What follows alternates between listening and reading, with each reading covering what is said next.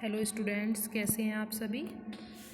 और हमने last video में जो हमारा 1857 का विद्रोह है वो टॉपिक को हमने कवर किया था। हमने उसके कुछ परिणाम मतलब जो कारण थे, किन कारणों से 1857 में एक विद्रोह हुआ उनके बारे में हमने पढ़ा था। सभी कारणों के बारे में हमने जाना।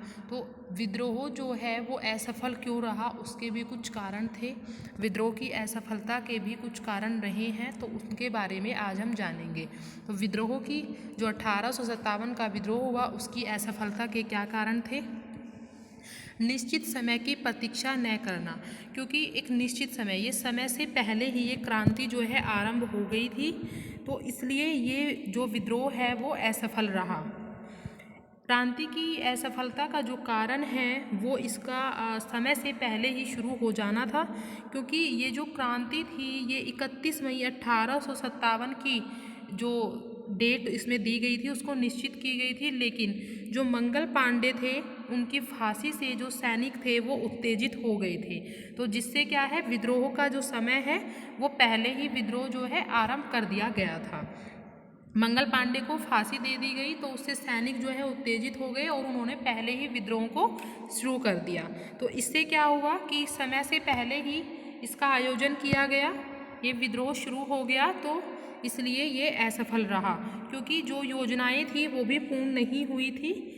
इससे क्या होता है कि जब योजनाएं हमारी पूरी तरीके से कंप्लीट नहीं होगी तो विद्रोह जो है सफल तो होना ही है। तो एक हम राइटर हैं डॉक्टर ईश्वरी प्रसाद, वो क्या कहते हैं कि घटनाओं ने सिद्ध कर दिया था कि मेरठ की घटना से क्रांति शीघ्र आरंभ हो गई, जिससे ब्रिटिश साम्राज्य उस विनाश से बच गया जिसकी योजना नाना साहब और उसके साथियों ने बनाई थी। कि अगर ये क्रांति पहले शुरू हो गई तो ब्रिटिश साम्राज्य जो है, ब्रिटिश जो थे बच गए विनाश होने से, ब्रिटिश साम्राज्य का विनाश होने से ये बच गए। अगर क्रांति समय पर शुरू होती, सारी योजनाओं के साथ शुरू होती, तो ब्रिटिश साम्राज्य का अंत हो चुका होता। ये ईश्वरी प्रसाद अपने शब्दों में विद्रोह के बारे में कहते हैं। सेकंड जो था हमारा देसी राजाओं का देशद्रोही रूप था। जो हमारे यहाँ के राजा थे उन्होंने अंग्रेजों का सहयोग किया, मतलब अंग्रेजों के साथ वे मिल गए थे, उन्होंने अपने यहाँ के राजाओं का साथ नहीं दिया था। तो उससे क्या हुआ कि विद्रोह जो है असफल, विद्रोह का असफल होने का एक कारण यह भी था। नेक्स्ट है सांप्रदायिकता का खेल, कि हिंदू और जो मुस्लिम है वो उन दोनों को, वे दोनों इस विद्रोह में इकट्ठे थे, तो उससे क्या है कि अंग्रेज जो थे वो डर गए थे, क्योंकि दोनों इकट्ठे होकर उन्होंने विद्रोह में भाग लिया था, तो उन्होंने आपस में उनमें फूट डालनी शुरू कर दी, तो इससे भी विद्रोह जो है असफल रहा। संपूर्ण देश में प्रसारित न होना, पूरे देश में ये विद्रोह जो है वो पूरे देश में नहीं हुआ था, ये कुछ सीमित क्षेत्रों में ही ये विद्रोह हुआ था। तो इसका यह कारण, ये एक कारण विद्रोह का असफल होने का यह भी था कि जो विद्रोह है वो एक सीमित क्षेत्र तक ही शुरू हुआ था।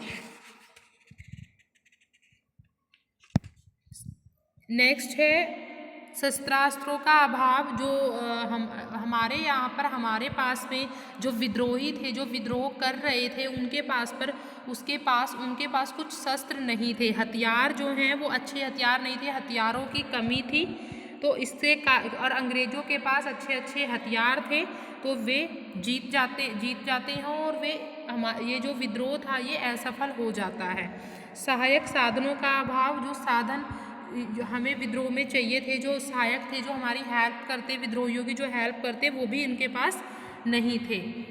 और विद्रोहियों के उद्देश्यों में एकता का अभाव भी था। जो विद्रोही थे, जो विद्रोह करने वाले थे, उनके जो उद्देश्य थे उनमें एकता नहीं थी, सब अलग अलग चाहते थे। इस मुगल सम्राट बहादुर शाह जो थे वो भारत का उन्होंने विद्रोहियों ने क्या किया कि भारत का सम्राट घोषित करके मुगल साम्राज्य की स्थापना पुनः करना चाहते थे, लेकिन अवध के विद्रोही जो थे वो अपने नवाब की सत्ता की पुनर्स्थापना चाहते थे। अवध क्या चाहते थे, जो अवध के विद्रोही थे जिन्होंने अवध में विद्रोह किया, वे चाहते थे कि जो नवाब है उनकी सत्ता दोबारा से स्थापित हो। और नाना साहब जो थे वो पेशवा पद को रानी लक्ष्मीबाई झांसी को प्राप्त कराना चाहते थे। तो विद्रोही जो थे उनके उद्देश्य में एकता नहीं थी, एकता की कमी थी, इससे भी विद्रोह जो है असफल रहा।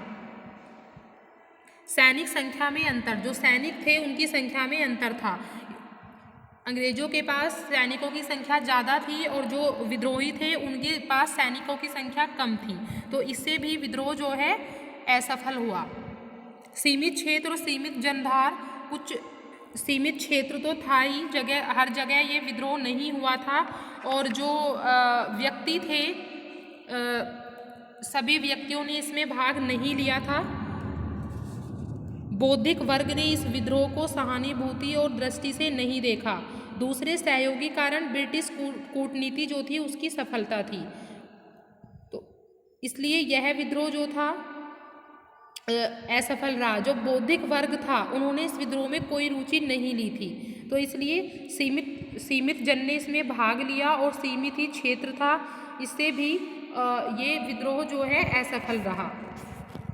योग्य नेतृत्व एवं सामंजस्य का अभाव, जो लोग इसमें नेतृत्व कर रहे थे, जिन्होंने 1857 का विद्रोह में भाग लिया था, तो उनमें जो है सामंजस्य का अभाव था, उसकी कमी थी।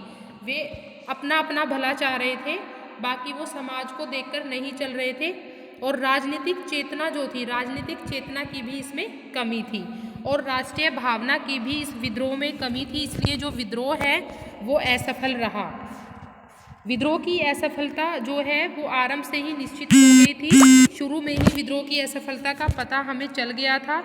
इसका कारण ये था कि इसके पीछे कोई रचनात्मक विचार नहीं थे, क्योंकि लोगों के समक्ष, जब लोगों के सामने न तो कोई उच्चतर सामाजिक व्यवस्था का स्वप्न था और न ही आंखों में कोई बेहतर राजनीतिक पद्धति थी, और ये एक क्षणिक उन्माद जैसा था, न कि जनता की इच्छा या स्थायी क्रियान्वयन।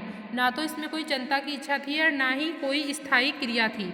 लोग यही नहीं समझते थे कि एक राष्ट्र का अर्थ क्या होता है, और ना ही वे ये समझते थे कि स्वतंत्र इकाइयों का क्षणिक सहयोग पर्याप्त नहीं होता। तो सारे संप्रदाय जो थे एक उच्चतर राजनीतिक संगठन में बंध जाएं, तभी एक आधुनिक शक्ति के विरुद्ध सफलता प्राप्त होना निश्चित हो सकता था। तो राष्ट्रीय भावना तो इनके अंदर थी ही नहीं। अगर सभी राष्ट्रीय भावना से प्रेरित होते और राजनीतिक संगठन में बंधकर मिलकर आधुनिक शक्ति के विरुद्ध लड़ते तो जरूर सफलता मिलती, लेकिन ऐसा हुआ नहीं, तो विद्रोह जो है असफल रहा। अब विद्रोह के कुछ परिणाम हुए हैं, उनके बारे में देख लेते हैं। 1857 की इस क्रांति ने अपने तत्कालीन लक्ष्यों की दृष्टि से यह जो है असफल रही, परंतु इस क्रांति ने स्वतंत्रता संग्राम के लिए कुछ रास्ते खोल दिए। इस क्रांति के परिणाम अच्छे और बुरे दोनों हुए हैं। ये जो 1857 की क्रांति हुई है, इसके परिणाम दोनों हुए। क्रांति का परिणाम अंग्रेजों और भारतीयों के लिए अलग अलग हुआ, लेकिन 1857 ईस्वी की जो क्रांति हुई उसके परिणाम जो थे अंग्रेजों के पक्ष में ज़्यादा हुए थे। तो उनमें जो अंग्रेजों के पक्ष में जो परिणाम हुए हैं उनके बारे में हम देखेंगे।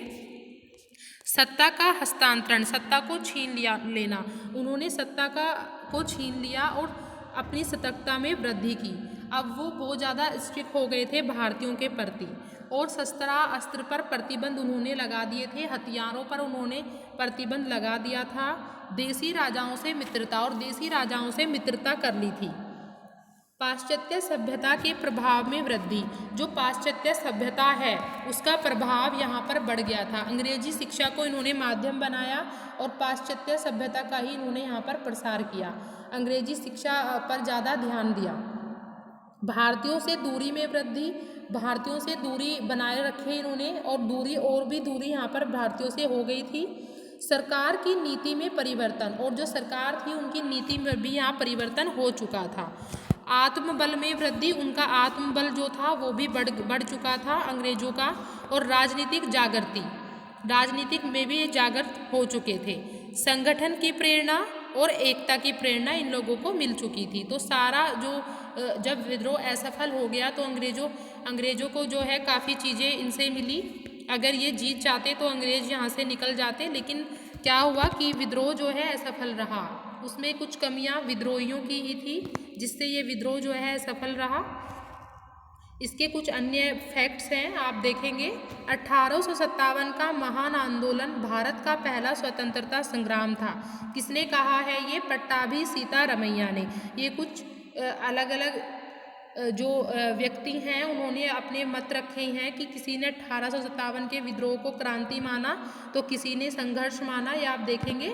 1857 का विद्रोह स्वतंत्र संघर्ष नहीं, धार्मिक युद्ध था, विलियम हावर्ड रसेल कहते हैं। और भारतीय जनता का संगठित संग्राम था। जवाहरलाल नेहरू ने ये बात कही है कि भारतीय जनता का संगठित संग्राम था 1857 का विद्रोह। 1857 का विद्रोह सचेत संयोग से उपजा राष्ट्रीय विद्रोह था। ये किसने कहा है? बेंजामिन डिज़रेली ने। ये कुछ अलग अलग व्यक्तियों के मत थे 1857 के विद्रोह को लेकर।